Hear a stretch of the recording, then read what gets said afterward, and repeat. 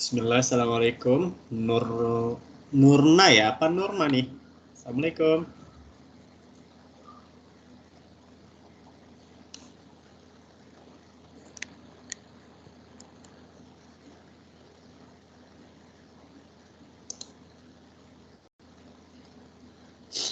Bismillah, assalamualaikum.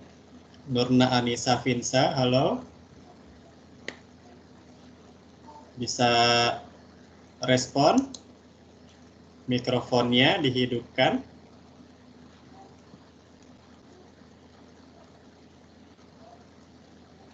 Halo.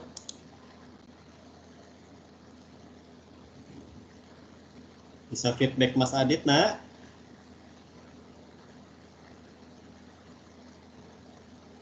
Ya, suaranya nggak muncul. Ini kenapa ya?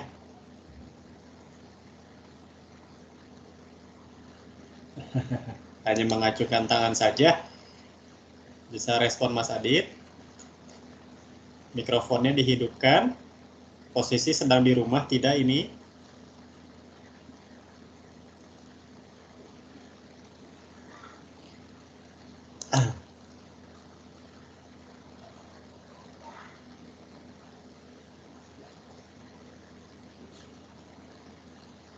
Nah, Nisa bisa dengar suara Mas Adit ini?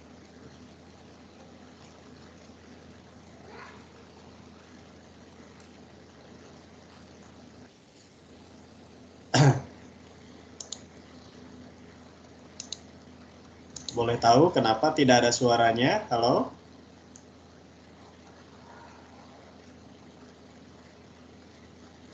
Baik, ini ada Adnan. Assalamualaikum Adnan, bisa respon Mas Adit? Waalaikumsalam, Kak. Alhamdulillah, terdengar suara Mas Adit ya? Iya, Kak. Siap, ini tinggal Nurna Anissa nih, Mas Adit kurang mengetahui kenapa nggak bisa respon ya mikrofonnya. Apakah bermasalah atau seperti apa nih Nurna Anissa Finsa ya? Belum merespon dari, ya, mengacungkan tangan itu maknanya apa, nak? Atau bisa diketik mungkin di chattingnya, kenapa? Alasannya kenapa tidak bisa menghidupkan mikrofonnya ya, feedbacknya itu kita memerlukan interaksi dua arah ini. Baik adik-adik, karena sudah jam 4:30 nih ya, kita mulai saja. Kita berdoa kepada Allah agar belajar kita di sore hari ini dimudahkan serta mendapat keberkahan dari Allah Subhanahu wa Ta'ala. Berdoa kita mulai. Bismillahirrahmanirrahim. Alhamdulillahirabbil alamin arrahmanirrahim maliki yaumiddin. Iyyaka na'budu wa iyyaka nasta'in ihdinas siratal mustaqim siratal ladzina an'amta 'alaihim ghairil maghdubi 'alaihim waladdallin. Rabbi zidni ilman warzuqni fahma. Ya. Adik-adik ini semuanya dalam keadaan sehat. Siapa nih? Ada Adnan, sehat ya? Adnan SMP mana ini? SMP Ashari, Kak. Di mana tuh? Di Rasulna. Oh gitu, oke siap. Ini Adnan lagi ikhtiar mau masuk Al-Azhar, betul? Betul, Kak. Oke, insya Allah hari ini kita ikhtiar ya, berikhtiar untuk membahas soal-soal pemantapan, soal intensif ya, untuk kegiatan pembelajaran sebelum tes masuk Al-Azhar gitu. Sebentar ya, Mas Aib ini dulu nih soal-soal. Namun sebelum itu, ya sambil perkenalan ini dengan Mas Adit ya, pengampu Mapel IPS yang akan mendampingi kalian sampai tes nanti, sebelum tes gitu ya. Untuk IPS nanti kelompok ini sama Mas Adit. Nah harapannya kalian aktif bertanya ya. Gitu. Oke, sebentar. Nah, sebelum kita melakukan KP intensif Seklan Al-Azhar, kita belajar atau membahas materi akhlak dulu nih adik-adik ya. Materi pembahasan materi akhlak dulu. Ini baru kita sendiri aja. Ini ada Askia. Assalamualaikum Askia. Apa Zahra dipanggilnya ini? Assalamualaikum. Waalaikumsalam. Masya Allah. Dipanggilnya apa nih ya? Askia apa Zahra? Kia. Kia, oke. Kia posisi sudah di rumah? Iya, lagi di rumah. Lagi di rumah, udah di rumah aman ya. Gitu. Kadang ada yang masih di jalan, barangkali teman-temannya gitu. Kia, ini Kia yang mau nanti ikhtiar masuk ke mana? Al-Azhar ya? Benar? Iya, Kak. Siap. Insya Allah ya. Ini SMP-nya di mana? Nurul Fikri Boarding School Bogor. Oh, NF Bogor. Taman Sari ya? Iya. Bukan. Ya. Sejuk di sana ya? Baik. Oke ya, Kia nanti nyusul berdoa ya. Tadi kita sudah buka dengan doa. Baik ya, sebelum materi KP Intensive Life Goal, kita bahas dulu tentang materi akhlak kita adik-adik. Yuk, insya Allah nanti ada tayangan yang intinya pembahasan kita hari ini tentang tauhid ya.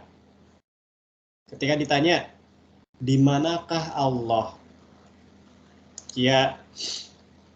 Yang Kia pahami, Allah berada di mana? Ketika ditanya sama temen, Kia, di manakah Allah? Maka Kia jawabnya seperti apa kira-kira?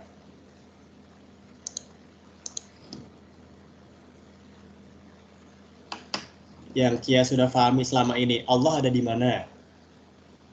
Maka Kia responnya apa? Kan kita nggak ada yang tahu Allah di mana ya, tapi Oh gitu. Yang Kia udah belajar nih kira-kira, entah dari sekolah atau dari ngaji misalkan. Yang Kia pahami gimana? ada di mana-mana. Ada di mana-mana, boleh. Nanti kita cek ya, apakah tepat atau seperti apa sesuai dalil Al-Quran. Kalau Adnan sependapat sama Kia atau punya jawaban sendiri Adnan? Ketika ditanya, Allah ada di mana nih? Di manakah Allah? Ya? Sependapat, Allah ada di mana-mana. Oke, nanti kita cek ya. Kita tonton dulu tayangan video kurang lebih 4 menit nih adik-adik. Nanti insya Allah kita akan ya ulas sedikit ya apa yang disampaikan dalam video tersebut. Yuk sama-sama kita simak.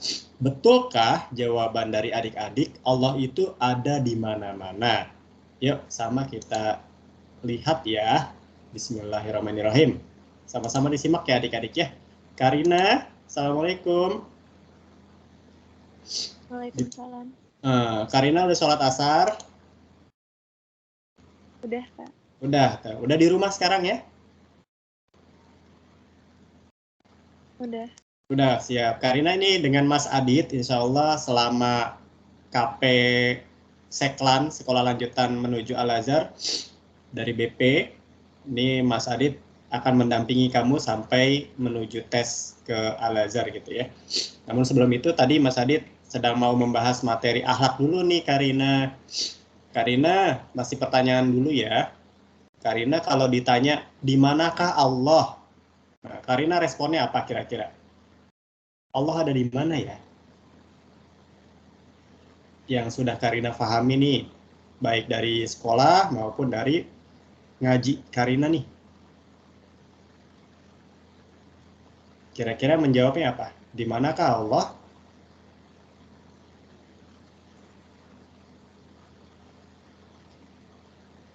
Ada Karina? Atau mau simak dulu tayangan videonya? Simak dulu deh, Kak. Simak dulu ya, oke. Ragu ya. Jadi kita belum mengetahui ini Allah ada di mana misalkan. Tadi kalau Kia sama Adnan tadi menjawabnya Allah itu ada di mana-mana, ya. Nah, apakah tepat atau seperti apa? Nah, nanti kita simak ya. Ini ada Fatimah juga. Assalamualaikum Fatimah. Panggilnya apa nih? Waalaikumsalam, Kak. Panggil Nisa. Nisa, oke. Nisa yang mau masuk Al-Azhar juga insya Allah ya? Ya, Kak. Benar, alhamdulillah. Nisa, kita belajar akhlak dulu nih. Materinya tentang di manakah Allah.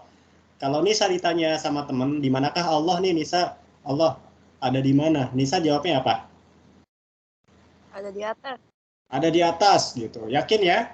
Dalilnya udah paham belum? Ya, Pernah belajar itu? pernah. Pernah ya, gitu. Sip. Apakah betul Allah ada di atas, atau Allah ada di mana-mana, atau Allah ada dalam hati kita, atau seperti apa? Yuk sama-sama kita simak dulu adik-adik ya. Bismillah.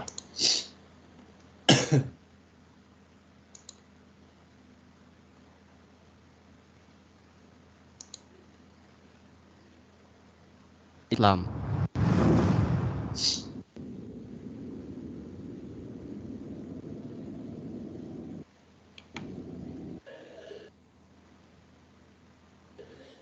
Bismillah, bagaimana menghadapi pertanyaan anak tentang keberadaan Allah, sedangkan anak saya Bentar ya adik-adik ya. Saya apabila bertanya itu berentet dan sangat kritis. Terima kasih Ustaz.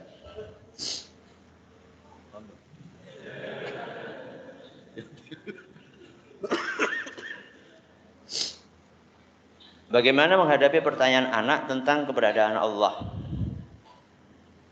Dijawab seperti apa yang diarahkan oleh Allah Subhanahu wa taala di dalam Al-Qur'an. Dan sebagaimana apa yang diarahkan oleh Rasulullah sallallahu alaihi wasallam di dalam hadis beliau. Ketika Allah Azza wa Jalla berfirman, Ar-Rahmanu 'alal 'arsyis tawa. Allah itu berada di atas arsy. Dan juga hadis Rasul sallallahu alaihi wasallam dalam Sahih Muslim ketika memerdekakan seorang budak yang beliau tanya aina Allah, di manakah Allah? Kemudian budak wanita itu mengatakan fis sama, di atas langit. Maka Nabi SAW pun bersabda a'tiqha fa innaha mu'minah. Merdekakan budak wanita itu, sungguh dia telah beriman. Sampaikan apa yang disampaikan oleh Allah dan Rasulnya sallallahu alaihi wasallam. Dan tentunya ketika menyampaikan sesuatu kepada anak, termasuk masalah akidah, yang perlu diperhatikan adalah menyesuaikan bahasa yang bisa dicerna oleh anak kita.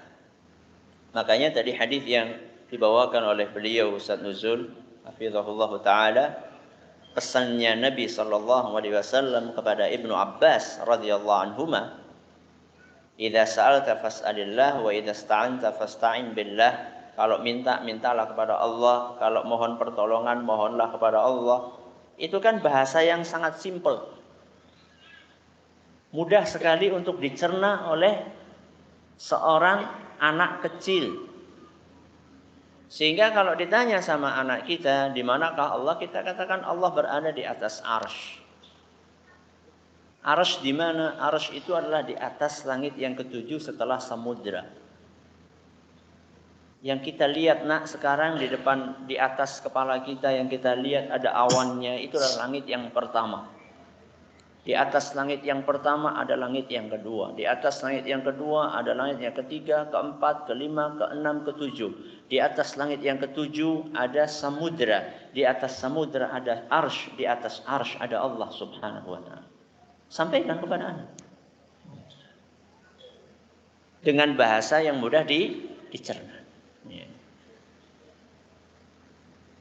Jadi apa yang diajarkan kepada anak kecil tentang akidah tidak beda seperti apa yang diajarkan kepada orang dewasa kontennya, tapi cara penyampaiannya seharusnya bisa lebih mudah dicerna. Donasi dakwah Yufid. Yuk berikan amal jariah terbaik Anda untuk dakwah.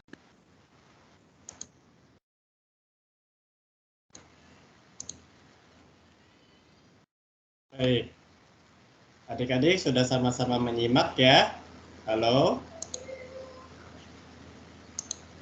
Siapa ini? Adnan, Kia, Karina, Almira. Assalamualaikum. Bisa? Iya, Kak. Udah sama-sama disimak barusan tayangan materinya? Ya Kak, Udah ya? Benar nih, Masya Allah. Jadi yang mana nih jawaban yang tepat? Kia, masa ditanya ulang ya. Allah ada di mana? di langit ketujuh. Di langit ketujuh, di atas arsy ya. Dalilnya dalam Al-Quran, Ar-Rahmanu alal arsyistawa. Allah beristiwa di atas arsy. Beristiwa itu apa ya kalau diartikan itu? Menetap tinggi ya. Allah tinggal, menetap tinggi di atas arsy. Posisi arsy tadi ada di mana dijelaskan? Di atas langit ketujuh setelah samudra ya. Kita lihat langit sekarang, bumi kita, itu baru lapisan langit pertama disampaikan tadi. Masya Allah ya, betapa tinggi Allah itu. Terus, seperti apa kisah Rasulullah saat Isra Mi'raj ya? Ketika Mi'rajnya Rasulullah, dari mana? Masjidil Aqsa ya. Naik apa? Buruk ya, ke Sidratul Muntaha. Ketemu sama Allah di sana. Jadi antar dimensi, nah. Udah nggak kebayang lagi. Maksudnya ya apa ya, pikiran akal manusia itu nggak nyampe gitu loh. Ya, dibawa sama Jibril naik buraq, bertemu Allah di Sidratul Muntaha di sana. Ya, ke Sidratul Muntaha. Mi'rajnya Rasulullah. Ya. Kemudian kita berdoa. Kalau berdoa kan menengadah tantangan kita ya ke atas ya gitu. Itu diantaranya. Terus apa lagi? Turunnya Al-Quran. Al-Quran diturunkan karena Rasulullah gitu.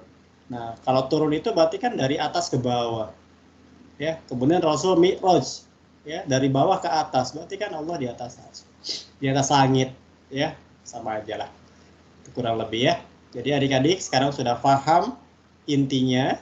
Jadi adik-adik ketika nanti ditanya sama siapapun itu di luar sana, di manakah Allah, maka sesuai yang ada dalam ajaran Al-Quran, dalilnya tadi, Ar-Rahmanu alal arsyistawa, intinya Allah itu berada, beristiwa di atas arsy. Ya, yang di mana-mana apanya? Pengawasan Allahnya itu kita di mana-mana. Kita nggak luput dari pengawasan Allah, ya. Kita walaupun di dalam benteng, sekokoh apapun, di dalam apa? Di dalam tanah nih ada bangunan, kita berlindung di bawah bangunan. Allah tahu nak, kita lagi ngapain. Dalam hati kita bicara, Allah juga tahu apa yang kita bicarakan. Gitu. Jadi nggak ada yang luput dari pengawasan Allah. Ya, begitupun kalian dalam ujian-ujian sekolah, maka kejujuran itu sangat penting nak. Pengawas ruangan kadang luput, kadang lalai misalkan ya, sehingga anaknya masih bisa berhasil mencontek gitu. Kalau ada yang mencontek, dia berhasil mencontek, dia lolos dari pengawasan pengawas ruang tersebut. Tapi yakinlah Allah itu maha melihat adik-adik. Malaikat-malaikat Allah pun mencatat apa yang kita perbuat. Kita nyontek ya dicatat sama malaikat. Saat ujian si fulan ini mencontek. Nanti kita nerima rapotnya itu di akhir apa adik-adik bahasanya ya. Amal baik, amal buruk, di situ lengkap catatannya. Kita nanti terima rapot itu adik-adik. Ya. Sekecil apapun yang kita lakukan, keburukan, kebaikan, itu dicatat. Dan tidak lolos dari pengawasan Allah Subhanahu wa Ta'ala. Gitu ya. Jadi jawabannya ketika ditanya sama yang lainnya, Allah ada di mana? Allah berada di mana? Karina udah yakin sekarang ya? Mantap jawabannya apa tadi? Allah ada di mana Karina? Di atas arsy. Di atas arsy ya. Insya Allah ya. Masya Allah, tabarakallah. Baik ya itu adik-adik. Ini ada Nurna yang tadi ya. Nurna, assalamualaikum. Udah bisa respon? Masih ya? Kenapa mikrofonnya nak? Atau lewat chat barangkali? Di chat Mas Adit apa tuh? Diketik aja, Mas mikrofon aku agak error misalkan. Jadi Mas Adit tahu. Ya, gitu. Oke ya, kita langsung masuk materi untuk pertemuan kita hari ini. Ada 25 soal adik-adik ya yang akan kita bahas bareng-bareng nih gitu diantaranya. 25 soal ya. Nanti kita diskusi bergantian aja ya. Kalian mencoba membaca dulu pertanyaannya dan juga mencoba menjawabnya ya. Nanti kita diskusi untuk pembahasannya. Siap ya, insya Allah. Dari nomor 1, siapa nih? Dari huruf A ya. Kia dulu deh. Kia. Azkia. Bisa respon Mas Adit, Kia? Iya, Kak. Oke, yuk. Sambil dibaca dulu soalnya, nak. Silakan. Dibaca aja, yang kenceng nggak apa-apa.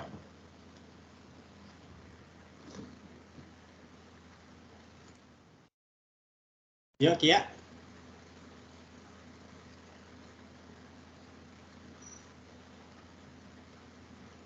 Salah satu peristiwa gempa bumi. Nah.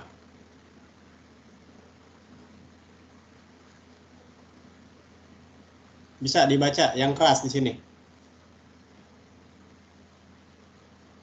Udah ada belum di layar tampilannya adik-adik? Halo?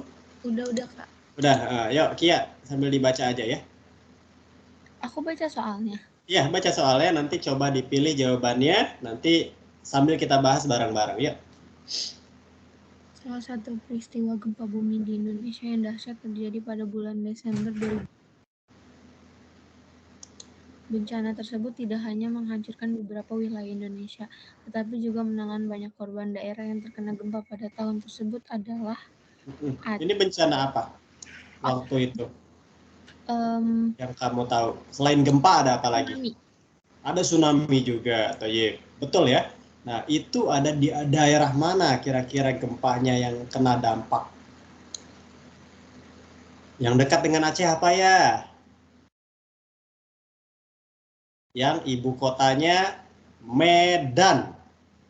Sumatera Utara. Sumatera Utara, ya gitu. Ini ada Aceh, ada Sumatera Utara. Betul ya? Nah, jadi waktu itu 2004 adik-adik bulan Desember. Mas Adit masih ingat saat itu Mas Adit masih SMP kelas 3, kalau sekarang kelas 9.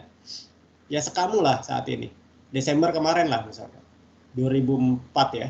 Nah, itu Mas Adit lagi study tour dari sekolah tapi ke Yogyakarta ya. Lagi main tuh ke pantai juga, Parangtritis di Yogyakarta itu. Belum tahu, belum melihat berita bahwa saya saat itu ada gempa besar, ada tsunami juga. Sampai rumah, pulang dari study tour ngelihat TV, lihat berita kan. Loh, kok itu rumahnya hancur, kemudian kok air laut ke daratan gitu ya. Kok bisa? Nah, saat itulah Mas Adit baru paham. Oh, itu namanya tsunami. Tsunami itu adalah ya air laut masuk ke daratan ya, tapi itu secara besar gitu, gelombangnya tinggi. Nah, jadi Indonesia itu adik-adik, kalau secara letak geologi ya, ini udah soal apa udah ganti ke peta adik-adik di layar kalian? Peta. Udah peta ya, baik. Adik-adik waktu itu pernah dengar, mungkin pernah di sekolah, Indonesia itu kan ada letak astronomis, geografis, sama geologis ya. Coba respon dong Mas Adit nih. Yang dimaksud letak geologis itu yang kayak gimana yang kalian pahami nih? Geologis. Letak geologis Indonesia.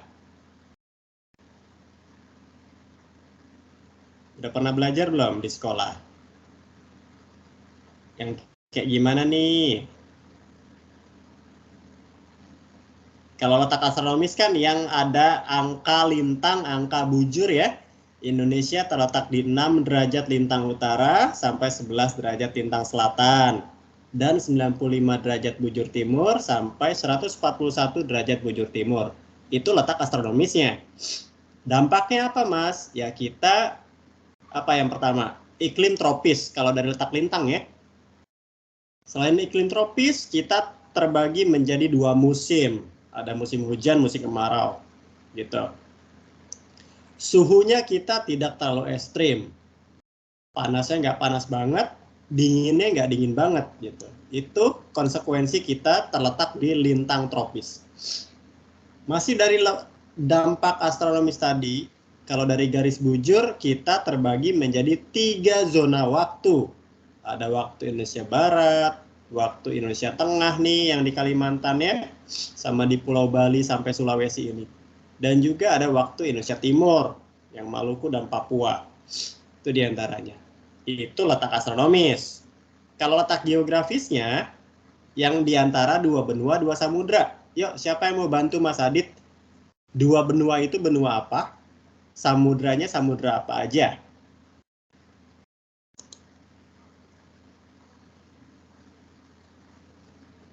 Nggak ada yang respon. Kayaknya harus dipanggil nih. Ya, Nisa. Yuk, letak geografis Indonesia, Nisa. Ya, Di antara 2 benua, 2 samudra apa aja? benua Asia sama Australia, Terus, kalau samudranya? Samudra Pasifik sama Pasifik. Samudra Pasifik, satu lagi samudra apa? India. India, cakep. Nah, itu dari letak geografis kita. Secara ekonomi, kita diuntungkan.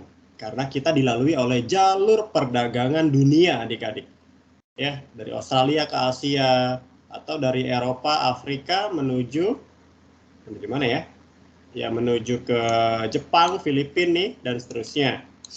Itu dari letak geografis. Nah, sekarang ya letak geologisnya nih adik-adik. Yuk.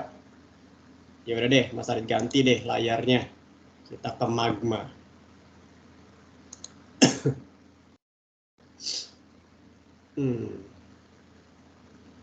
Sekarang ganti tayangannya.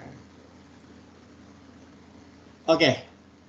Letak geologis Indonesia itu, Indonesia dilalui oleh, atau diapit ya, atau berada di antara 3 lempeng aktif dunia. Ada lempeng Eurasia, lempeng Eurasia itu lempeng benua ya, yang ada di sini. Ada lempeng Indo-Australia, ini lempeng samudra adik-adik. Coba Mas Adit mau lihat dulu di layar kamu, ini gambar tangan ini bergerak nggak di sana adik-adik? Bergerak, Kak. Siap, ini lempeng Indo-Australia yang warna merah ini ya. Dilanjut lagi yang sebelah sini, ini lempeng Pasifik. Akibatnya apa atau dampaknya apa? Ya ini yang kamu lihat di sini. Yang paling pertama, Indonesia banyak gunung api. Oh ya, di Sumatera ada gunung api. Ini semuanya gunung api semua, nak. Bedanya, warna-warna itu adalah statusnya. Ada yang lagi istirahat, lagi tidur gitu ya. Ada juga yang lagi batuk nih, gunung apa lagi batuk? Semeru, masih batuk nih Semeru.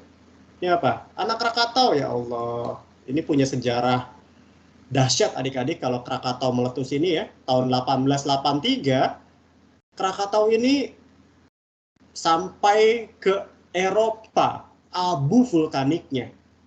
Ya, dahsyat ya adik-adik. Ada tsunami, ada juga di Banten maupun di Lampung ya waktu itu. 1883 ya. Suara ledakannya itu sampai ke Bogor juga adik-adik. Dari data yang masa didapat ya. Dentuman letusannya itu dem gitu ya. Itu sampai ke Bogor. Nah, itu wah luar biasa. 1 tahun katanya Eropa itu gelap karena material abu vulkanik dari si Krakatau ini. Ya, jadi nggak main-main nih. Ini Gunung Marapi di Sumatera Barat ini juga lagi waspada level. Ya. Nah, itu yang pertama, banyak gunung api, rawan letusan gunung api. Tapi positifnya adalah tanah kita selalu subur nih adik-adik. Itu ya, sampai ke Sulawesi juga nih. Tadi malam gempa besar di sini adik-adik, di Maluku ya. Maluku Tenggara Barat. Mas Adit dapat info dari BMKG. Tuh apa? Berapa? 7,5 nah. Tapi itu malam-malam kejadiannya ya. Dini hari tadi, sekitar jam 1 malam. Kalau nggak salah, Mas Adit lupa tadi jamnya. Nah, pusat gempanya daerah sini. Kedalamannya 130 km di dalam laut itu. Sempat ada warning tsunami juga di sini tadi malam itu ya. Sebelum subuh. Tapi jam 4 pagi dicabut lagi status tsunami-nya. Gede adik-adik. Nah, di zona lempeng lagi kan ini, gitu. Itu diantaranya. Ya. Nah, kalau yang tadi di Aceh itu gempanya pusatnya ya dekat sini adik-adik. Mana? Nah, di sini ya. Gempa besar 9 kalau nggak salah ya. Aceh itu gempanya 9 skala Richter. Luar biasa adik-adik. Gempa besar, ya akhirnya tsunami di sini, di Aceh. Ya, pesisir baratnya. Yang kena guncangannya ya wilayah Provinsi Aceh maupun wilayah Sumatera Utaranya. Itu diantaranya ya. Nah, itulah dampak atau konsekuensi dari letak geologis kita.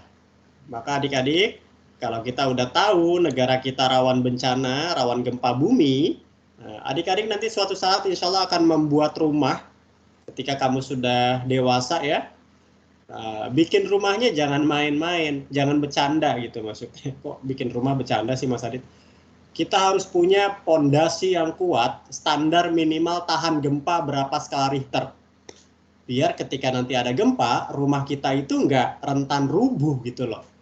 Ya, nggak seperti yang saat ini sudah pernah terjadi, yang sudah gempa dikit langsung rubuh rumahnya. Ya, karena rumahnya tidak standar gempa. Ya,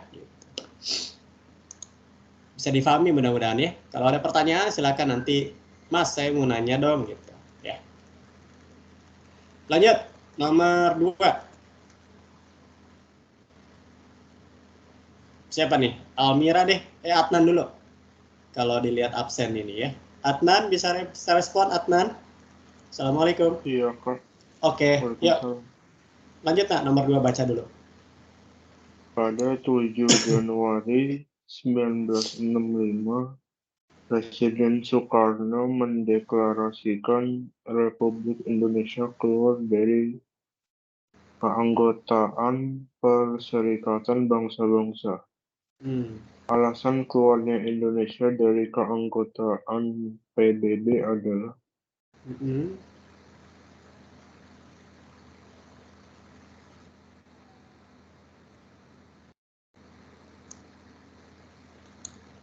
kira-kira menurut pendapat Adnan?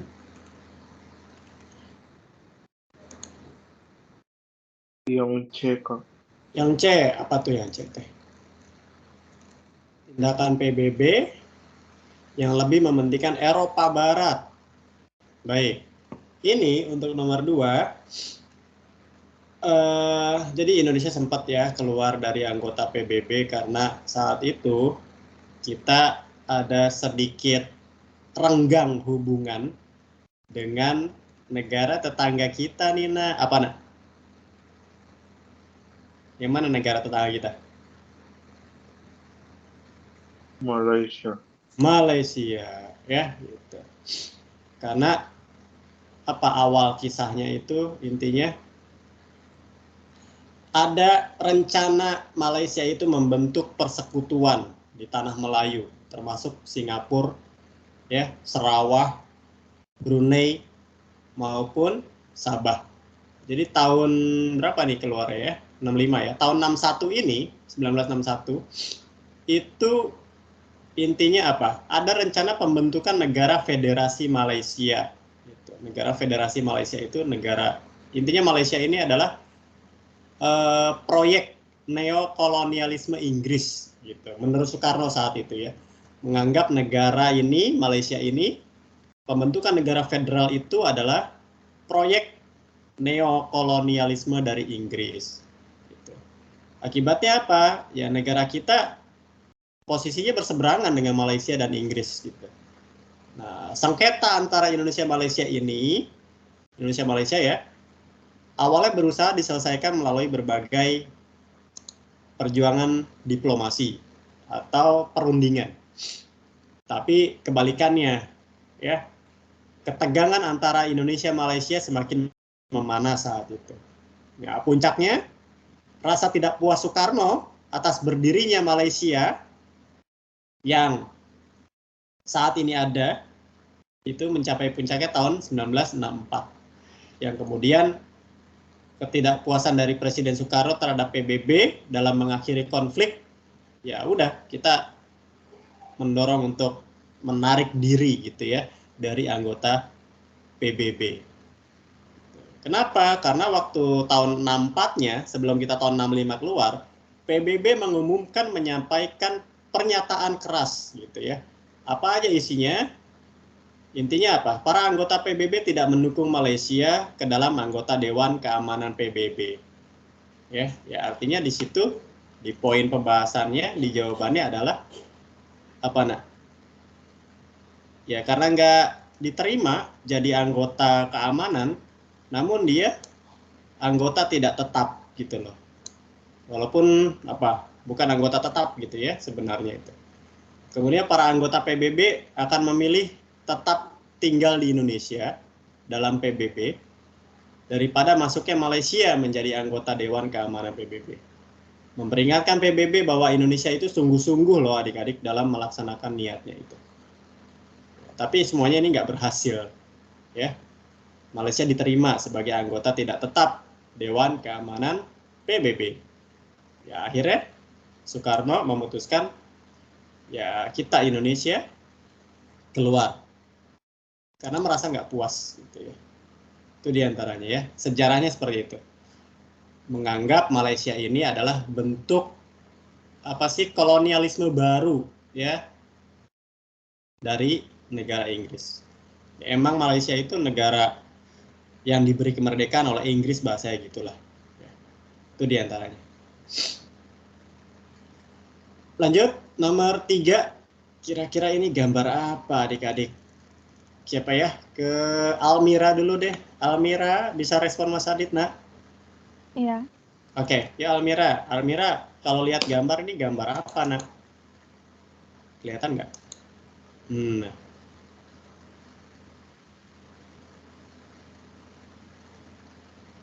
Kalau di desa-desa itu sering kayak gini, istilahnya apa? Kerja bareng-bareng ini namanya apa? Gotong royong. Gotong royong, cakep. Ini intinya dia lagi bangun rumah ya. Ceritanya nih, lagi bareng-bareng membantu tetangganya untuk membangun rumah. Nah, menurut Almira, dicek nak pertanyaannya. Aktivitas masyarakat pada gambar atas merupakan bentuk interaksi sosial yang bersifat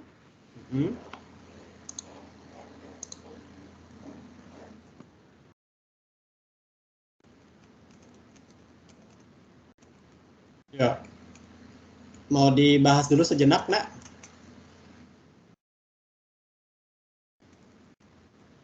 Yang A. Yang A. Oke, yuk. Almira, bisa nggak coba sedikit membahas apa sih interaksi sosial yang bersifat asosiatif itu intinya kayak apa? Boleh pengertian, boleh contoh. Menurut pendapat Almira aja ini, Mbak. Jangan takut salah. Organisasi. Organisasi, boleh. Yuk sedikit kita bahas. Interaksi sosial, adik-adik. Ya kita karena makhluk sosial gitu ya, manusia itu diciptakan. Artinya kita nggak bisa hidup masing-masing, nggak bisa hidup sendiri. Pasti membutuhkan bantuan orang lain dalam hal-hal yang memang orang lain tersebut mampu untuk membantu kita gitu loh. Yang kemudian ya kita saling berinteraksi ya antar tetangga gitu ya dengan orang lain dan seterusnya. Adapun jenisnya atau bentuk interaksi sosial itu terbagi menjadi 2 nih adik-adik. Almira, Mas Adit ngetik udah tampil belum di layar? Udah. Udah ya. Nah, ada yang bersifat asosiatif. Artinya interaksi ini adalah interaksi yang bersifat atau yang mengarah kepada persatuan. Kata kuncinya itu. Jadi interaksi ini cenderung mengarahkan masyarakat kepada persatuan. Ya seperti yang digambar. Ya, adalah kerjasama. Gitu. Kemudian apalagi nak? selain kerjasama? Lupa kan Mas Adit?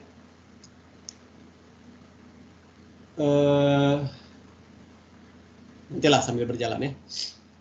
Kalau yang disosiatif itu kebalikannya, yaitu interaksi yang mengarah kepada perpecahan. Ya enggak? Contohnya adalah konflik. Konflik itu atau nama lainnya pertikaian ya bisa. Kontravensi. Ya, kontravensi itu kita tuh ngerasa dalam hati kita itu nggak sependapat. Kita nggak setuju sama apa yang telah terjadi. Namun kita tidak berani mengungkapkannya gitu lah ya. Hanya dalam hati kita aja kita merasa nggak setuju. Contoh misalkan gini. Hari Minggu itu hari waktunya aku libur gitu loh. Ya, aku mau istilahnya mau istirahat lah gitu ya. Ternyata sahabat kita ngajak keluar, pengen ditemani oleh kita kemana gitu ya. Dalam hati kita, aduh sebenarnya malas banget nih, pengennya istirahat aja deh. Dalam hati ya. Tapi lisan kita, oh ya ayo kita berangkat. Mau jam berapa? Janjian di mana? Nah itu diantaranya gitu. Karena kita nggak mau mengecewakan sahabat kita gitu ya, akhirnya kita ya ini kontravensi. Konflik, pertikaian, kontravensi ya, itu contoh diantaranya dari disosiatif, kerjasama, kemudian apalagi akulturasi kalau nggak salah. Akulturasi itu adalah, ada yang pernah dengar akulturasi adik-adik? Apa nih kira-kira? Pergabungan budaya. Pergabungan kebudayaan tanpa menghilangkan kebudayaan aslinya, gitu ya. Nah, ada asimilasi. Nah, itu diantaranya contoh-contoh dari interaksi yang bersifat asosiatif. Ya. Gitu ya, jadi ini jawabannya betul. Dari kerjasama nih, yaitu dia masuk ke kategori interaksi sosial bersifat asosiatif. Nah, maka adik-adik, kita harus saling tolong-menolong ya dalam kebaikan gitu loh. Ketika ada tetangga kita minta bantuan, yuk kita bantu tetangga kita selama kita masih mampu gitu ya. Insya Allah kebaikan itu nantinya ke depannya itu akan kembali lagi ke kita gitu ya. Ini Mas Adit juga merasakan yang hal luar biasa ketika kita insya Allah berniat membantu orang lain yang kesulitan, maka ketika kita mengalami kesulitan itu pasti ada jalan dari Allah adik-adik ya. Itu kuasa Allah, bener-bener itu mah ya. Ada aja yang bantu kita karena kitanya juga suka membantu gitu loh ya. Mudah-mudahan bisa kita laksanakan. Lanjut Nisa, nomor selanjutnya nomor 4 ya, Yunis. Saat ini generasi muda di Indonesia cenderung melupakan budaya dan kesenian bangsa. Mereka cenderung lebih sukai mengonsumsi film-film atau lagu-lagu asing. Apabila hal ini dibiarkan terus-menerus, maka akan mengakibatkan yang A. Yang A, eksistensi jati diri bangsa meluntur ya. Gitu. Kenapa Nis? Bisa dibahas?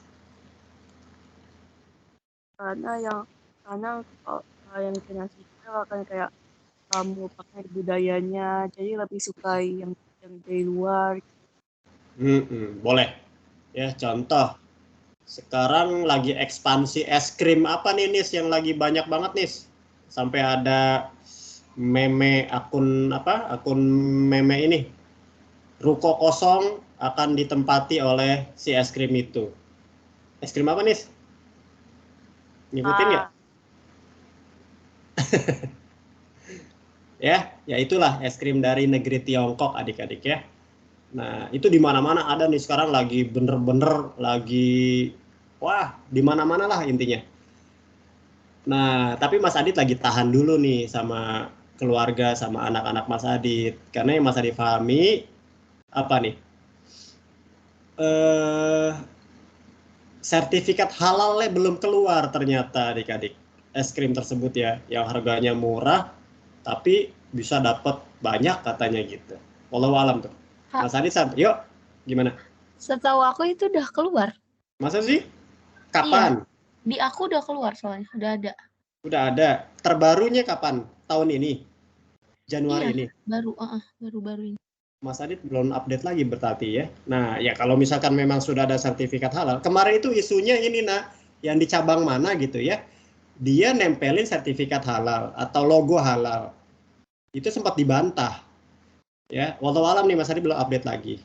Ya akhirnya ada suara lah dari MUI bahwasanya ya ini kan belum selesai untuk ininya proses kehalalannya. Jangan duluan untuk nempelin ininya logo halalnya gitu loh.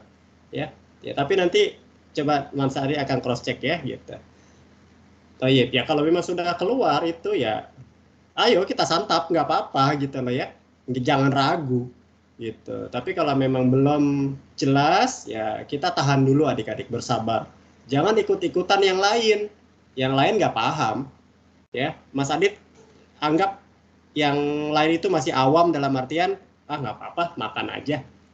Tapi yang kita insya Allah menjaga diri kita, ya kita harus jaga sampai benar-benar bahasanya ini halal apa enggak ya, gitu. Karena bahaya adik-adik ketika kita tahu bahwasanya ini belum halal kita makan, maka itu akan berpengaruh kepada doa-doa kita yang sulit dikabulkan sama Allah.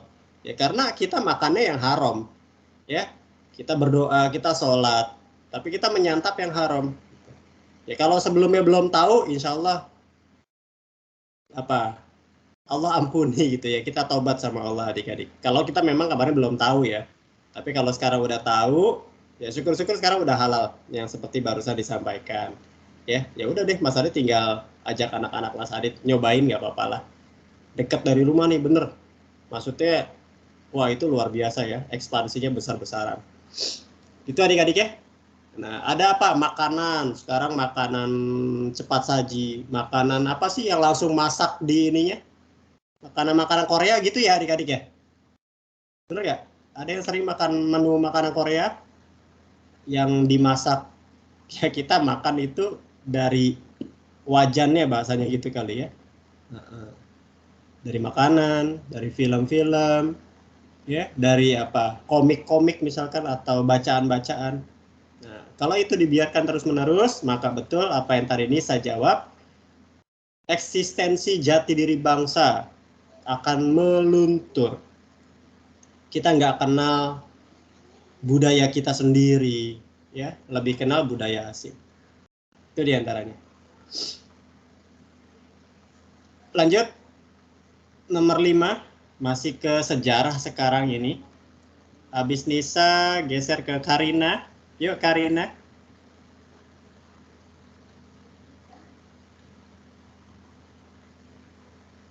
Assalamualaikum. Ada. Yuk. Berikut. 1. Kegagalan LBB mewujudkan perdamaian dunia. 2.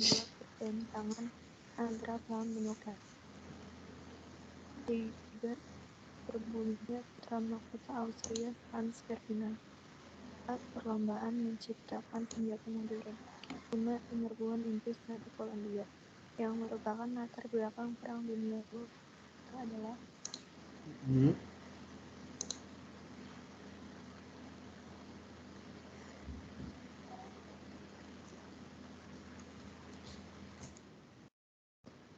Dunia kedua itu ada negara-negara fasis ya, negara fasisme atau juga bisa dikatakan ultra nasionalisme, artinya nasionalisme yang berlebihan. Nah ini adalah negara-negara Jerman, Italia, dan juga Jepang nih adik-adik di wilayah Asia Pasifik gitu loh ya. Nah itu nanti melawan negara-negara sekutu ya. Siapa saja ya? Amerika termasuk. Ya. Terus apa lagi? Yang pernah belajar ini? Ada yang tahu?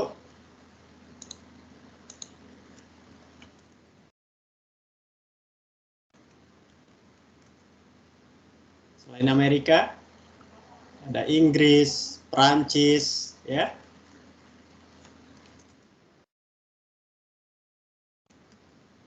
Soviet, Uni Soviet, kalau sekarang Rusia, adik-adik. Ya. Sedangkan yang tadi ya, blok poros atau blok barat, atau ya blok tadi yang istilahnya negara fasisme atau otoritarianisme. Nah, apa latar belakang dari Perang Dunia ini? Karina punya pendapat nggak? Atau mau mencoba jawab dulu? Nggak apa-apa, salah juga.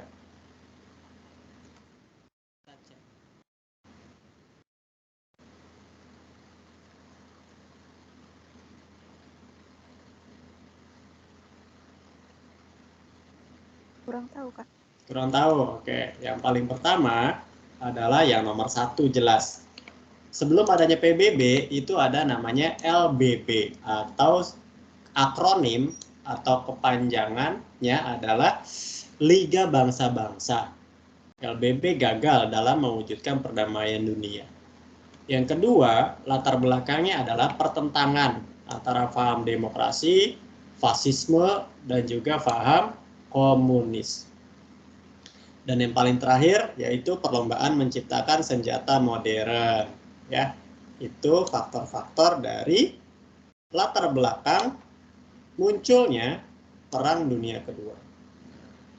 Kalau yang nomor 3, nomor 5 ini PD1 atau Perang Dunia Pertama. Itu ya. Nah, Jepang.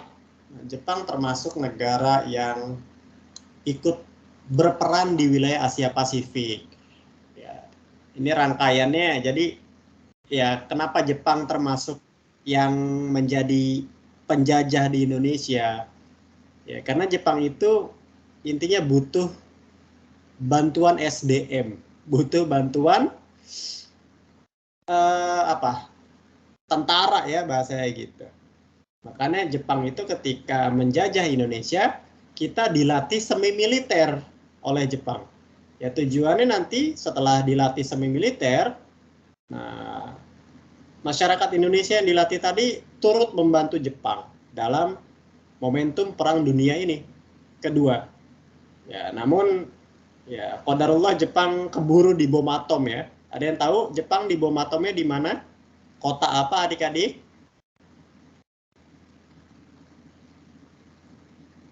Halo? Hiroshima, Nagasaki. Iya, cakep. Iya, Masya Allah, tabarakallah ya. Jepang dibom atom di kota Hiroshima dan Nagasaki. Ya udah tuh, hancur ya. Ya akhirnya Jepang menyatakan menyerah atau kalah dari sekutu. Nah, pada momentum itulah Indonesia mencoba berusaha untuk memproklamasikan kemerdekaan secepatnya. Ya, ke situ rangkaiannya jadinya ya, peristiwa sekitar proklamasi. Itu diantaranya. Ya. Lanjut. Dari Karina ke Nurna. Gimana Nurna? Udah bisa respon belum? Assalamualaikum. Oke, masih responnya ngacung terus ya. Nggak bisa mikrofonnya dihidupkan ya? Oke, ya udah dilanjut dulu. Adnan lagi, Adnan silahkan. Kak, Atau Kia, gimana Kia? aku mau izin kamar mandi. Oke, boleh silakan. Nanti kalau udah selesai konfirmasi Kak, aku sudah kembali gitu ya. Oke. Yuk, Adnan hadir. Yuk Nan. Assalamualaikum. Waalaikumsalam. Lanjut Nan. Perhatikan peta di bawah ini. Dari peta tersebut di atas yang termasuk dalam deretan pegunungan sirkum-Mediterania ditunjukkan oleh nomor. Nah ini termasuk dari letak geologis nih Nan. Tadi Mas Adit baru bahas yang ada lempeng ya, lempeng Eurasia, Indo-Australia, dan lempeng Pasifik. Nah, kalau sirkum Mediterania ini deretan pegunungan yang kalau yang Mediterania itu memanjang dari wilayah ini Adnan. Mana ya? Bentar, kita ke maps lagi ya sebentar.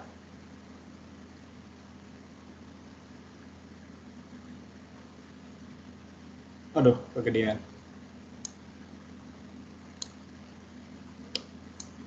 Nah, inilah diantaranya, masa dicoba ya.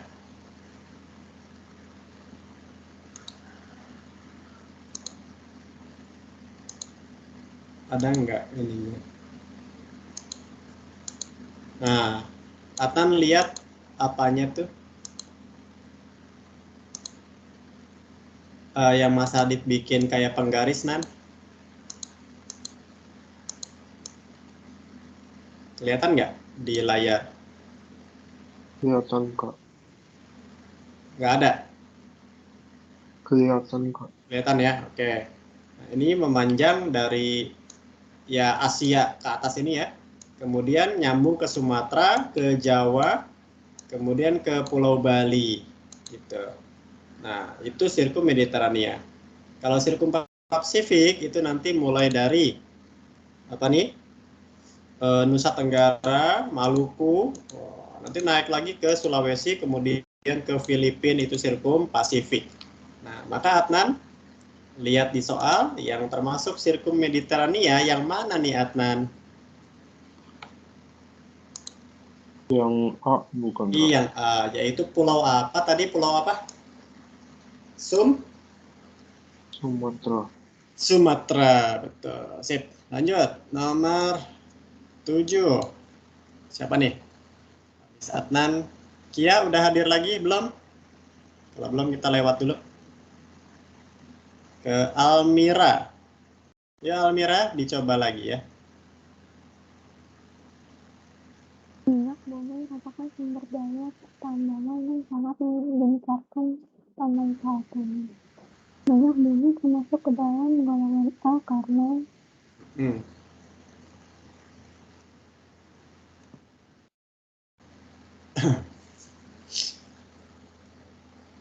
golongan apa nih?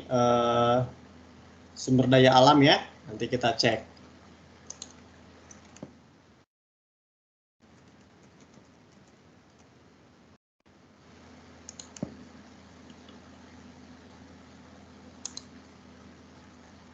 Ada minyak bumi, ada batu bara, ada gas. Itu termasuk kandungan golongan sumber daya alam atau golongan apa? Golongan A ya, menurut Undang-Undang Nomor 11 Tahun 1967 tentang ketentuan-ketentuan pokok pertambangan ya adik-adik. Yuk. Jadi ada 3 ya. Golongan A. Kenapa? Kita cek.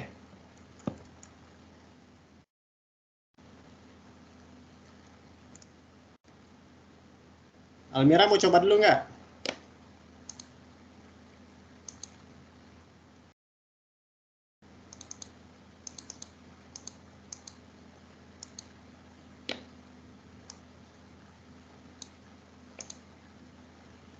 Yang pertama golongan A. Terus ada golongan B.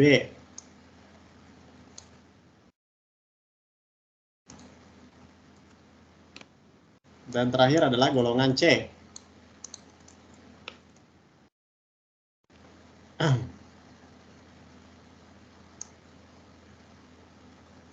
Penjelasannya seperti ini.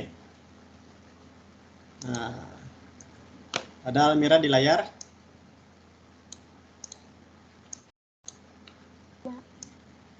Mata yang mana jawabannya? Yang A. Yang A. Berperan dalam perekonomian negara ya. Gitu. Nah makanya minyak bumi kita dikelola oleh negara.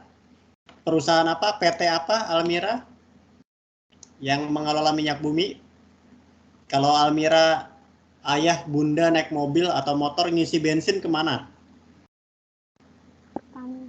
Pertamina, betul. Nah, Pertamina itu termasuk lembaga BUMN, Badan Usaha Milik Negara, yang mengelola sumber daya alam minyak bumi kita. Ya, dikelola tuh oleh Pertamina dari minyak mentah sampai nanti jadi yang bisa kita konsumsi ya. Ada Pertalite, Pertamax, solar, ya, dan seterusnya. Gitu. Itu diantaranya. Itu bahan galian A ya, ada minyak bumi, batu bara, ya, tuh. Aluminium, timah, mangan, besi, nikel. Golongan B itu adalah emas, perak, magnesium, batu permata, asbes. Golongan C ini pertambangan apa? Pertambangan ada batu granit ya, batu apung, batu pualam, pasir, ya, tanah liat, dan seterusnya. Itu diantaranya pengkategorian atau penggolongan sumber daya alam. Lanjut, kita percepat nomor 8. Ke Calista. Assalamualaikum Calista, baru hadir, gabung ya? Dari tadi. Calista, tes. Baik, dilewat dulu. Nisa lagi nih, saya Nis. Pak Rudi memberikan bantuan sembako kepada masyarakat terdampak pandemi COVID-19. Motif yang mendorong ia untuk melakukannya yaitu sosial. Motif sosial. Kenapa Nis? Ya, kalau motif dari kekuasaan itu nggak baik. Motif dari penghargaan itu sombong. Ekonomi, saya bukan ekonomi, jadi sosial. Sosial ya, memberi bantuan sembako, cuma-cuma, gratis, sedekah gitu bahasanya ya. Nah, itu motif sosial. Kalau motif ekonomi, intinya dia pengen untung Nis. Artinya maksudnya gini, ngasih bantuan tapi bahasanya dijual, ya gitu. Beli satu gratis satu misalkan ya, dan seterusnya. Itu motif ekonomi. Motif meraih kekuasaan nggak ada di redaksi ini. Misalkan ngasih bantuan sembako tapi dalam rangka untuk memperoleh dukungan karena dalam masa kampanye nih misalkan ya, mau memilih calon bupati, gubernur, dan seterusnya misalkan. Motif memperoleh penghargaan ya enggak juga ya. Motifnya sosial. Betul nih. Yang lain, nomor 9, habis Nisa ke Karina. Karina, bisa respon?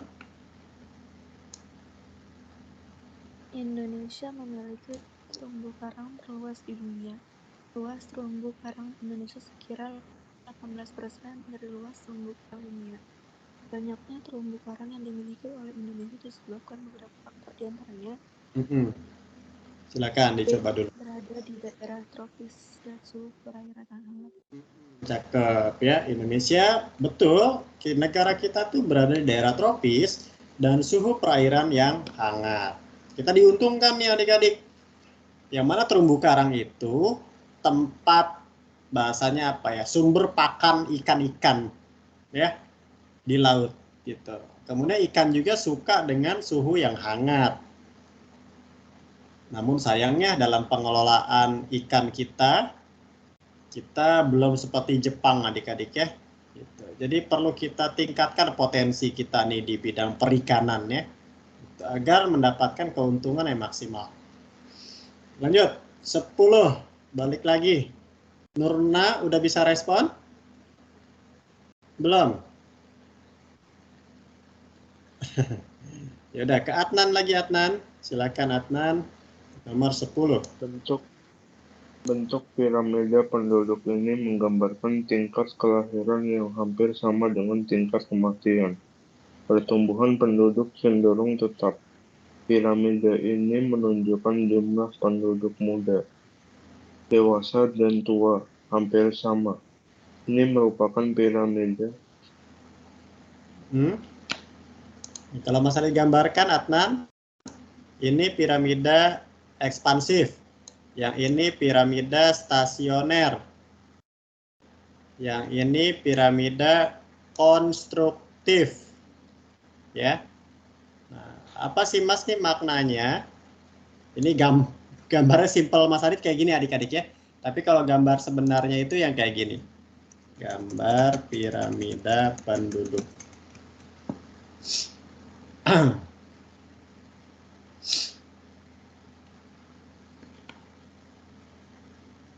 Yuk sambil berjalan. Kalau yang ini Adnan, yang piramida apa tadi? Ekspansif. Ini angka kelahirannya lebih besar daripada angka kematiannya. Gitu ya. Kemudian apa? Jumlah penduduk usia muda itu lebih besar dibandingkan jumlah penduduk usia tua. Nah, berarti nggak sesuai ya kalau yang menurut soal ini. Berarti Adnan milih yang sama nih Adnan yang mana Nan? Antara kelahiran sama kematianan. Yang tengah atau yang kanan? Nah, ini nih ya perbedaannya. Yang tengah ya. Tadi apa piramida apa namanya Nan yang kalau yang tengah? Stasioner ya gitu. Nah, ini nih. Yang tadi Mas Adit maksud, Mas Adit gambarnya simpel aja. Yang ekspansif, nah ini nih piramida penduduk muda ya, yang segitiga nih. Kemudian yang kotak tadi ini stasioner, karena sama dia. Sedangkan yang konstruktif, piramida usia tua, yang segitiga kebalik, yang Mas Adit gambar ini. Karena usia tuanya lebih banyak dibandingkan usia mudanya. Nah gitu. Ya, jadi betul ini jawabannya yang stasioner. Piramida penduduk ya. Ini digunakan untuk apa? Kebijakan negara-negara tersebut gitu loh. Kalau yang ekspansif, maka kebijakannya diantaranya memperbaiki kualitas maupun menambah kuantitas sekolah. Karena ini usia-usia sekolah nih, yang piramida ekspansif nih ya, atau piramida usia muda. Karena banyaknya usia-usia sekolah gitu loh. Maupun banyaknya yang bayi gitu, balita. Piramida stasioner, nah ini yang negara-negara maju biasanya adik-adik. Terakhir piramida penduduk tua, nah ini bahaya juga nih ya. Kalau yang angka kelahirannya tidak dipantau, nah maka bisa terancam peradaban di negara tersebut. Karena nih yang tua-tua ini nanti akan meninggal gitu loh. Maka khawatirnya nanti nggak ada penerusnya gitu, untuk negara itu. Lanjut, Kia, 11 Kia.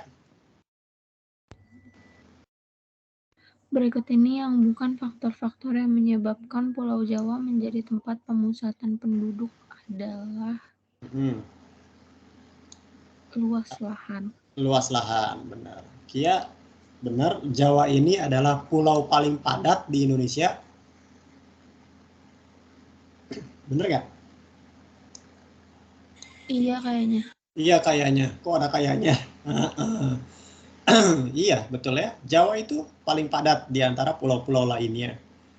Terutama di Jakarta gitu loh. Karena Jakarta pusat pemerintahan, kemudian pusat perekonomian. Gitu. Nah, faktor historis atau faktor sejarah gitu ya. Ya para penjajah dulu ya datang ke Pulau Jawa. Faktor ekonomi ya kita pusat ekonomi. Pabrik-pabrik banyak dan seterusnya. Faktor pemerintahan juga Jakarta pusat pemerintahan. Almira, bagaimana ini ngitungnya Almira? Mas Adi tulis rumusnya ya. Ini adalah CBR. Growth Birth Rate atau angka kelahiran ya. Jumlah kelahiran bayi dibagi, mana nih Mas Adit dibaginya gimana ya? Coret aja dah. Per ya, per atau dibagi nih. Jumlah kelahiran bayi dibagi jumlah penduduk.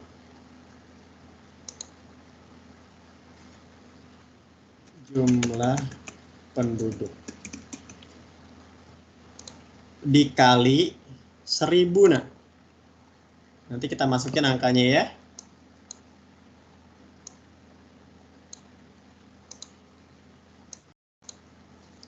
Dikali 1000 nih. Yuk, Almira tinggal dimasukkan angkanya nak. Berapakah angka kelahiran bayinya? Halo? Ada Almira? Ya, Nah, berapa nih angka kelahiran bayinya? 1060 dibagi atau ya per ya. Mana? Berapakah jumlah penduduknya?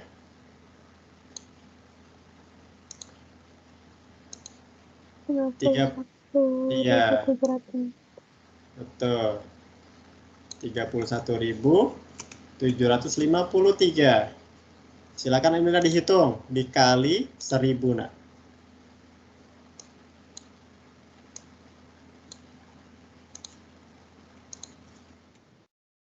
Berapakah hasilnya nak?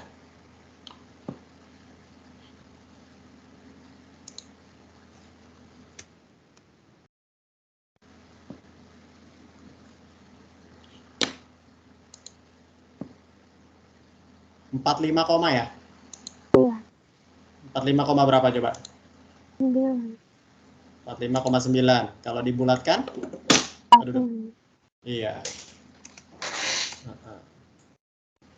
46 ya kalau dibulatkan. Begitu insya Allah ya. 46. Maka angka kelahiran daerah A pada tahun 2006 adalah 46. Itu rumus angka kelahiran. Lanjut. Nomor 13. Habis Almira. Calista, bisa respon Calista? Assalamualaikum.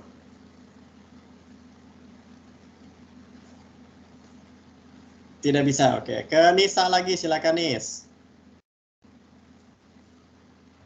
Kedatangan Spanyol di Maluku memunculkan konflik dengan Portugis. Portugis menuduh Spanyol melanggar perjanjian Tordesillas. Konflik tersebut dapat diatasi dengan diadakannya perjanjian Saragossa yang isinya antara lain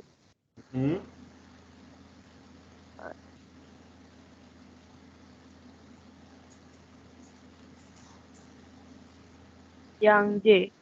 Yang D, Spanyol berdagang di Maluku Selatan, sedangkan Portugis berdagang di wilayah Maluku Utara. Nah, ini lebih tepat yang C nih Nis ya. Spanyol meninggalkan Pulau Maluku dan dia bergeser memusatkan kegiatannya di negara Filipina. Itu dari hasil perundingan atau perjanjian Saragossa itu. Lanjut. Ini tentang fauna Indonesia. Ya, kita maksimalkan. Karina, yuk Karina.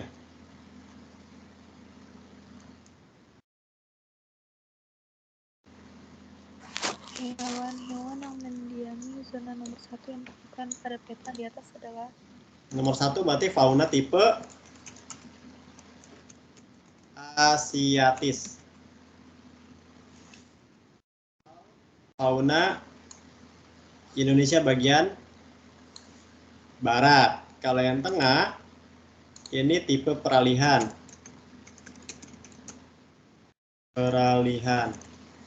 Yang hewannya hewan asli Indonesia di sini. Ya, kalau yang nomor 3 ini fauna tipe Australis. Hewan-hewannya mirip-mirip dengan hewan yang ada di Australia. Mana menurut Karina yang tepat?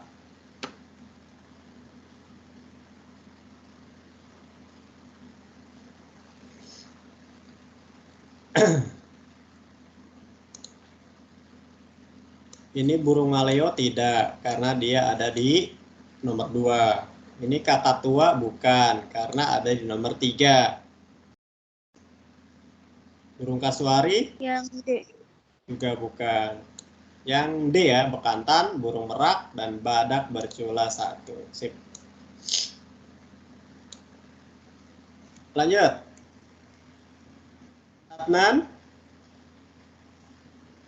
Brunei Darussalam sangat kaya sumber daya alam. Sumber daya alam yang menjadi andalan utama di negara tersebut adalah Hmm.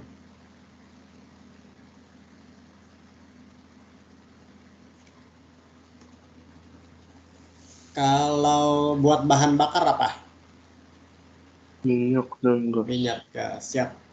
Itu ya, Brunei ini ekspornya minyak bumi dan gas. Nah, tapi Brunei ini belum dikategorikan sebagai negara maju.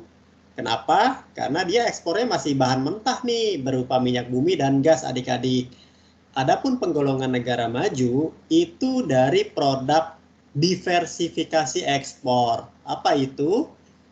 Ya produk-produk yang berteknologi ya, beragam produk teknologi lah intinya. Contoh Jepang. Jepang kan ekspornya macam-macam. Ada transportasi, otomotif ya, mobil, motor. Kemudian ada barang-barang elektronik kalau dari Jepang itu. Ya, kulkas, AC, banyak lah. Ya, televisi, handphone, dan seterusnya. Nah, akhirnya Jepang dikategorikan sebagai negara maju. Walaupun dia bukan ekspor bahan mentah gitu ya. Insya Allah Indonesia ke depan bisa. Mudah-mudahan. Lanjut. Kia. Kak, Yuk, siapa? Nisa. aku mau ke kamar mandi ya, Kak. Boleh, lanjut. Nanti kembali lagi ya. Ada Kia? Ada, Kak. Yuk. Berikut ini yang merupakan contoh teori faktor individu yang mempengaruhi terjadinya mobilitas sosial. Faktor individu artinya ya faktor dari dalam dirinya, nak. Kenapa dia mobilitas sosial ya? Mobilitas sosial itu ya dia bergerak ya, pergerakan. Ada mobilitas vertikal, ada mobilitas horizontal. Mobilitas vertikal yang mengakibatkan dia naik jabatan, misalkan naik tingkat lah gitu. Ada yang vertikal naik, vertikal turun. Ada yang horizontal, ya dia bergerak, pindah, tapi ya dia tetap. Misalkan kamu pindah ke sekolah lain saat ini, kamu masih tetap kelas 9 gitu loh. Nah, itu contoh diantaranya. Apa nih kalau dari dalam? Yang A. Yang A, Fata diterima masuk kerja karena punya keinginan kuat dan etos kerja. Etos kerja itu sama dengan apa ya?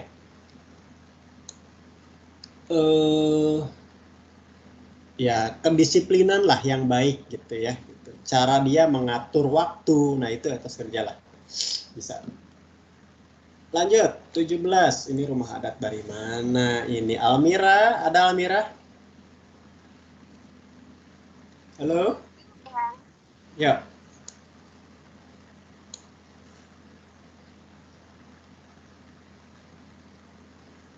Jakarta apa Jakarta? Betawi ya. Rumah adat Betawi. Lanjut, 18. Calista, Aska, bisa respon Mas Adit? Halo? Ada akunnya aja nih, tapi Calistanya belum bicara. Assalamualaikum. Baik, Nisa sudah hadir lagi Nisa? Belum. Dilanjut ke Karina lagi. Karina?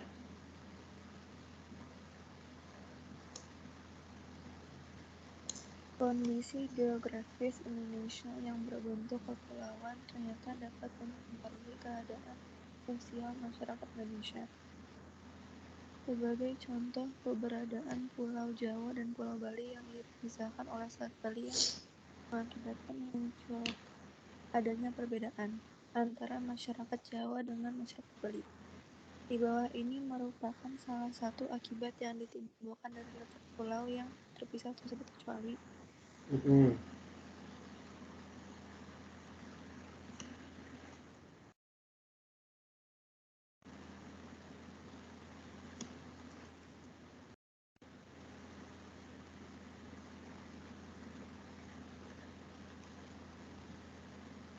Jawa sama Bali warna kulitnya sama apa beda? sama Sama ya, berarti apa nih? Warna Perbedaan kulit ras. itu ras ya. Ya. Kalau budaya jelas ya. Badan bahasa juga iya. Kesenian juga iya. Adnan lagi Adnan. Perjuangan kemerdekaan rakyat Indonesia menghantarkan kita lepas dari penjajahan. Dengan demikian telah terjadi perubahan besar di negara kita, mulai dari perubahan struktural, sosial, sampai perubahan sistem pemerintahan. Faktor yang menjadi penyebab terjadinya perubahan sosial ini yaitu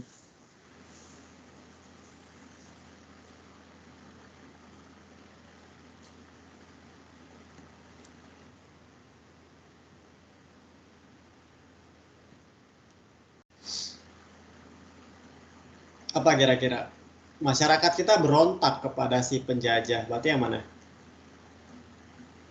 yang C. Yang C. Tidak puasnya masyarakat dengan kondisi yang dibuat oleh penjajah. Ya, makanya kita bersatu di antara itu ya.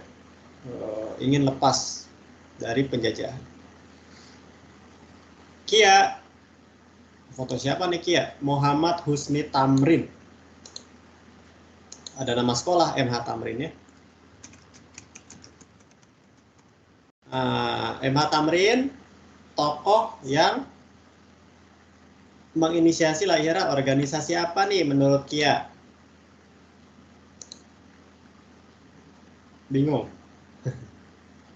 Kia, ada Kia?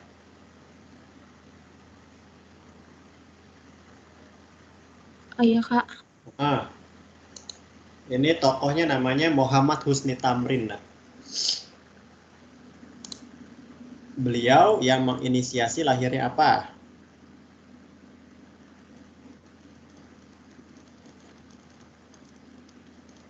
PPPKI. PPPKI. PPPKI itu sebelum kita merdeka ya. Nah, ini lebih tepat adalah Gabungan Politik Indonesia dikelola oleh Muhammad Husni Tamrin dan Parindra ini ya. Maka apa? Gerakan politik Gabungan Politik Indonesia disingkat jadi GAPI. GAPI ya gitu. Kalau PNI baru ini Muhammad Hatta. Lanjut. 21. Siapa? Ke Almira, ada Almira lagi? Ya, Silakan. proses yang panjang dalam pembentukan benua dan samudra.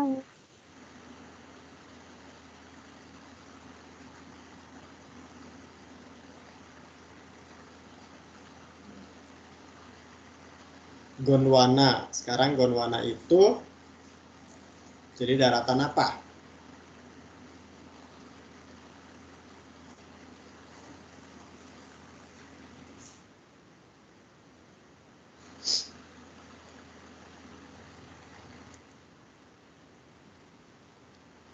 Kan ada Pangea ya.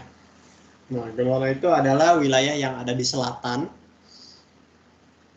Benua besar yang ada di selatan ya. Nah, ini terpecah daratannya menjadi ada India dan juga Pulau Madagaskar yang ada di dekat Afrika itu ya. Yang lainnya jawabannya adalah untuk yang Pangea ya. Lanjut 22.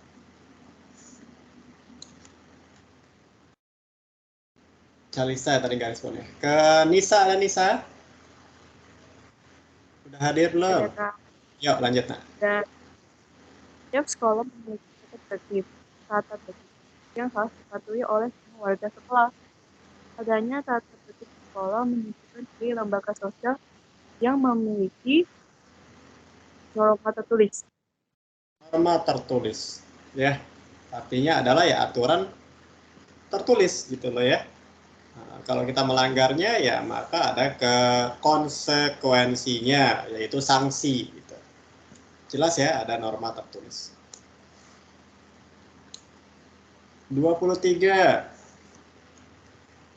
Lanjut ke Karina.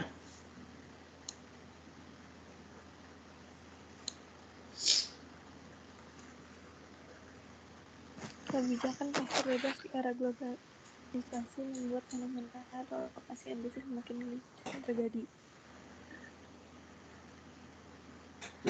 Relokasi industri dilakukan demi efisiensi produksi dan memperluas pangsa pasar. Manakah di antara pernyataan berikut ini yang merupakan dampak negatif relokasi industri di bidang kependudukan? Kata kuncinya di bidang penduduk. Kalau banyak daerah industri, biasanya banyak pemukiman apa di situ di sekitar industrinya? Pemukiman kumuh ya. Nah, nama lain dari pemukiman kumuh apa? Slum,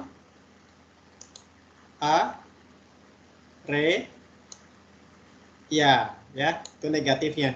Meningkatnya urbanisasi atau apa tuh urbanisasi? Perpindahan penduduk dari desa ke kota, adik-adik. Nah, kalau yang lain A, B, C ini positif.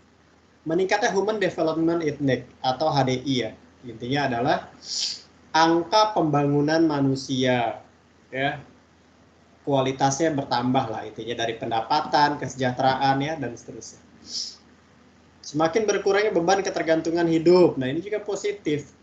Karena berkurang ya beban ketergantungannya. Kalau bertambah maka itu negatif dan seterusnya. 24 balik lagi ke Adnan.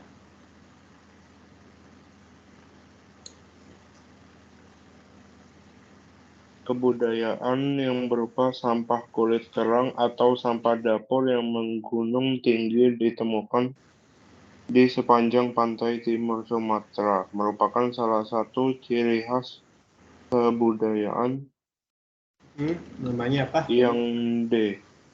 Jokan Moninger. Kulit kerang. D apa B? Yang D atau B? Ya, ini yang B nih ya, Abdul Source Rage ya. Kalau ke Jokan Moninger coba kita cek ya. Gambar apa sih? Nah, tulisannya lupa Mas Adit. Jokan Moninger.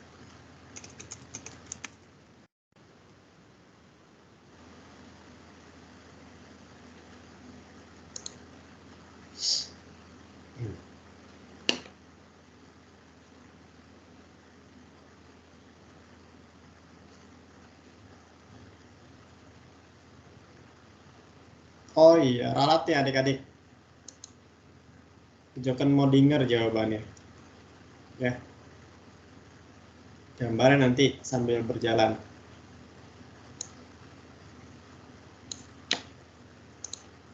Betul, Adnan ya, kejokan Moninger nih. Sampah dapur, kerang-kerang.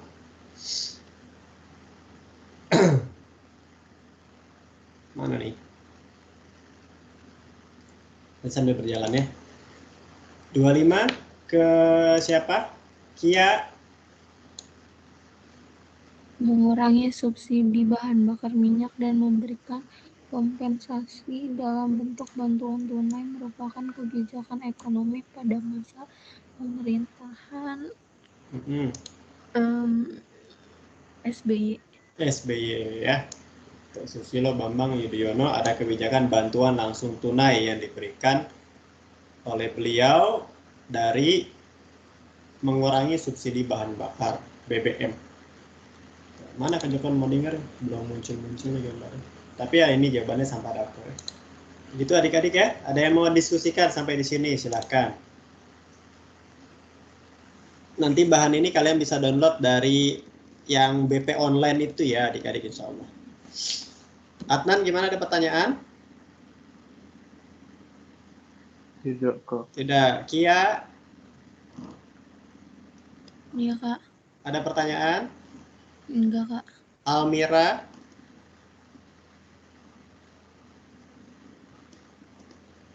Calista? Nisa? Ada pertanyaan? Enggak. Karina? Siap. Nurna? Enggak. Baik adik-adik ya, jika tidak ada pertanyaan, insya Allah kita bertemu lagi di kesempatan berikutnya. Adik-adik tetap sehat, tetap semangat, sholat 5 waktunya tetap dijaga, serta doakan terus kedua orang tua kalian ya, dicukupkan dari Mas Adit. Kita tutup dengan membaca hamdalah. Alhamdulillahirabbil alamin. Subhanakallahumma wa bihamdika asyhadu an la ilaha illa anta astaghfiruka wa atubu ilaik. Masa ditutup. Wassalamualaikum warahmatullahi wabarakatuh. Makasih semuanya adik-adik ya. Waalaikumsalam, makasih Kak. Sama-sama. Makasih Kak. Ya, yuk kita live ya. Makasih, Kak. Iya, Adnan. Sama-sama.